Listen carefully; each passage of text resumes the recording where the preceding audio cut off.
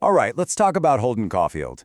He is, without a doubt, one of the most iconic and, yeah, most controversial teenagers in all of literature.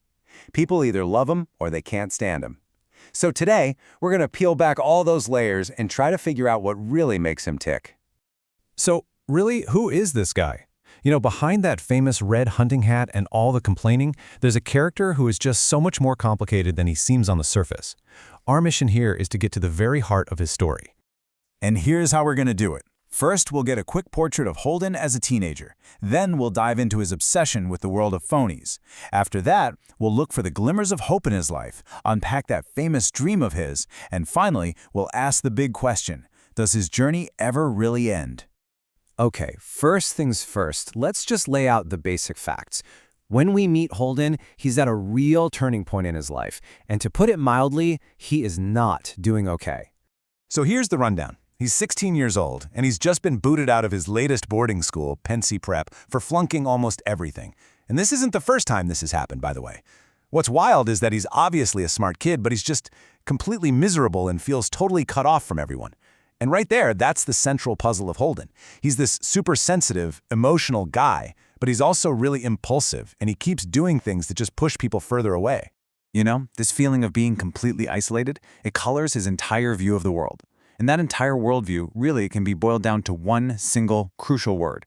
It's the filter he uses to judge pretty much everything and everyone. And that word is phoniness. For Holden, being a phony is the worst crime you can commit. It means being a hypocrite, being insincere, being dishonest. He sees it everywhere. The ads for his school promising to mold boys into men, phony. Actors on a stage, phony.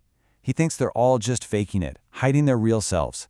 This idea is absolutely central to why he feels so alone. And this is what makes him so fascinating, there's a huge contradiction here. For a guy who absolutely despises phonies, Holden himself lies constantly. He tells total strangers these incredibly elaborate stories. He puts on different personalities. He is guilty of the exact same behavior that he can't stand in other people. And that just shows you he's not some simple hero. He's a mixed-up kid trying to figure out his own hypocrisy. But Holden isn't just this walking ball of negativity and cynicism. Not at all. There's a really caring, really loving side to him, and you see it shine through when he talks about the very, very few people he actually trusts. And the number one person in his entire world is his little sister, Phoebe. She's his anchor. To Holden, Phoebe is the total opposite of a phony.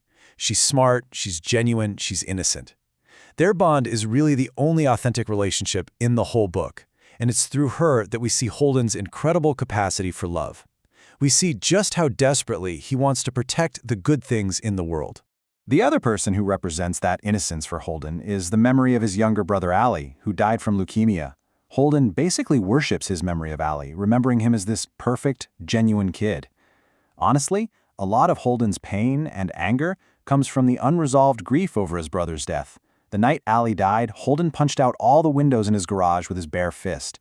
That kind of raw, explosive grief, it's still simmering right under the surface, shaping his view of a world that would let someone so good just disappear.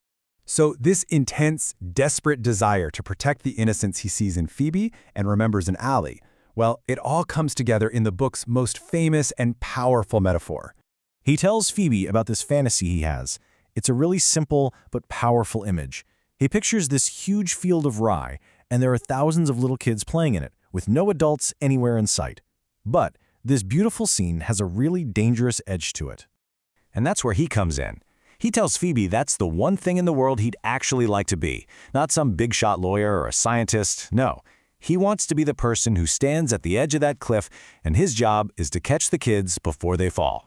And what this is really all about, right? It's his deepest fear laid bare. The fall he's talking about isn't the physical one. It's the fall from the innocence of childhood into what he sees as the phony, corrupt, painful world of adults. He imagines himself as a guardian, a protector of everything pure.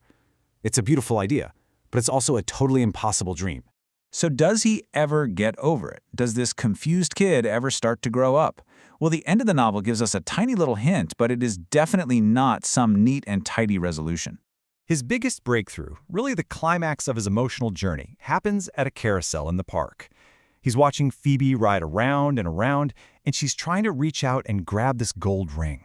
And just watching her, Holden is suddenly hit with this wave of pure happiness. In that one moment, he gets it. He realizes you can't protect kids from everything. You have to let them reach for the ring, even if they might fall. You just have to let them grow up. It's a small change, for sure, but it's a huge crack in his cynical armor. So in the end, Holden's story really taps into these huge, timeless ideas, right? The pain of losing your innocence, just how hard it is to grow up, that feeling of being totally alone and alienated, and that universal struggle we all go through to figure out who we are. That's why his story still hits home for so many of us, even decades later. Which brings us to the big question, the one that people have been debating forever. Is Holden Caulfield just a whiny, privileged kid who needs to get over himself, or is he a timeless icon of teenage angst, giving a voice to that confusion and loneliness that so many of us feel? You know, the answer probably says more about us than it does about him.